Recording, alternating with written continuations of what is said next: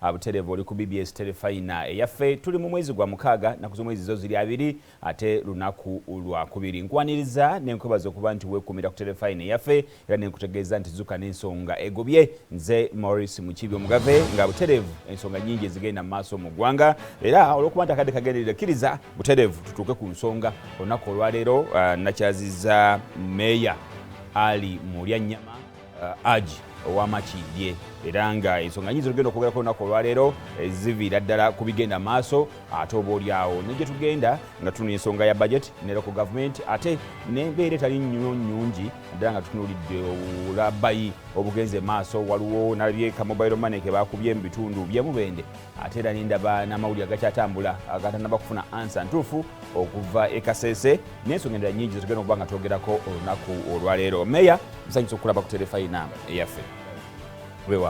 Musizaako nnyo abantu baffe mwenna abatava ku Telefina abazuukuka n'ensonga ate ne puroguramu zonna mbebaza abakubiriza abateesiteesi n'enteekateeka yonna eya Ssaabasajja okulaba nga abavubuka b'omulembe omutebi batambula n'okumanya ate n'eggwanga nga bwe litambula. Weewaawo kansuke kulise mukulikeyo mu Lumbe lwali lwa wiiki namba naye oluvannyuma Buterevu naye ensonga zasobola okuggwa mukwano gwaffe Kato kyannaku nnyo nti Kato yatuvaako ku maaso tetugenda kuddamu mwekanga okujjako okusinkagana ebyo ate era Kato n'akola ebyafaayo olumbe ne luba lwa nnaku 7 olwo oluddiridde olwa Alhaji Nasser Ntegese Baggala Allah gwe yajjula naye era yasaba ezo ennaku naye bonna bafumbe so n'olwekyo Kato tujja mujjukirako ku maloboozi ge kubanga omuntu waafa asigaza ebintu bibiri eddoboozi lye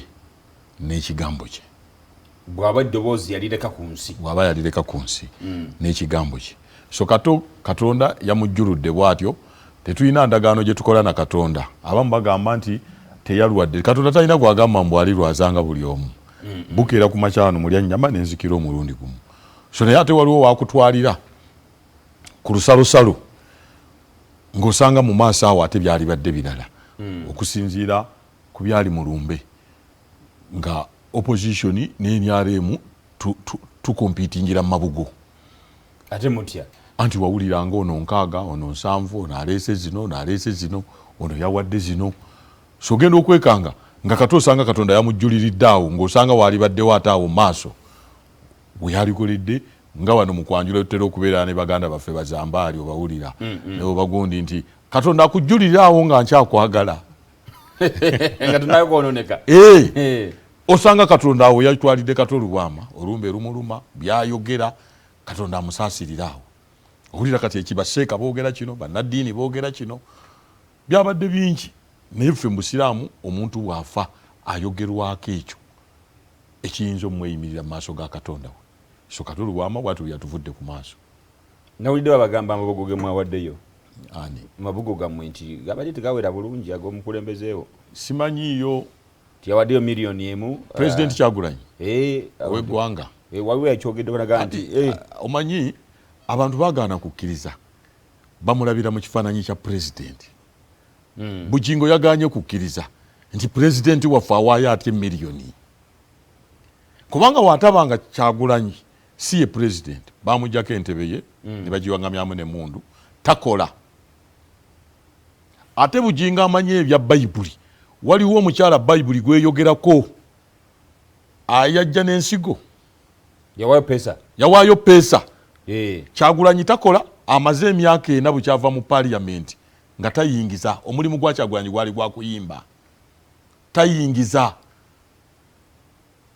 neye miliyoni ze nate njagala mugamba waayo 5 kubanga ayina abaana abasibe kwolwo twalina abafu 3 mu Nuupu naye kikulu ani ayogedde nti Kyagulanyi taswala yabadde pastor gaa nti pastor yawa miliyoni 5 nagaa ne Kyagulanyi n'owaayo miliyoni 1 ate nze pastor nali musuubiriza okuwaayo miliyoni 2 lwaki 2 Kyagulanyi yabadde kiriya ono tabadde kyali wange yabadde amuvuma naye olw'okuba empisa Kyagulanyi mwe yakulira ng'Omuganda omwana owa wano yabadde alina okujja mu Lumbe asaasira abakubagizi ne famire n'abaana nga musician munne ekyo kimu Bujinga ayogera mpa nnyo bannaddiini ekitiibwa. Tasobola kubanga tulina minisitule ey'empisa. Omubuulizi w'eggwanga agenda ne mu maaso gaali mu ntebe ya Kyagulanyi n'abuulira enjiri n'agamba abantu nti basiru. Abakuba Rwanda abali takyaddamu kubuulira njiri. Mu nsi yonna n'ogamba nti nze mbanyi muli basiru. Naye ng'emabegako awo abagoberezi be ajjukire yasabira abantu bonna, n'asabira Muhoozi, n'asabira Museveni, n'ababuuza nsigazza yaani, kyaki yonna n'egamba Kyagulanyi. Era singa otunulira ka vidiyo mwe yabadde ayogerera, abagoberezi bonna bamutunuulidde nga bamwewuunya. Emabegako awo Leeta Akatambi Bujingo yasabira abantu n'abuuza kyaki nti kati ani gwe sisabidde, kyaki yonna neddamu Kyagulanyi. Obusungu obwo abulina. Mugendeyo kigwe ebyo bigwe. Ate tunona ki? Abasabire nakyo kigwe. Kubanga ate yasabidde Maama Fiina yagudde. Yerabisizza. Amafuta ga Bujingo twate tugalabira ku Maama Fiina. Maama Fiina dayina kugwa. Bulijjo bagwa.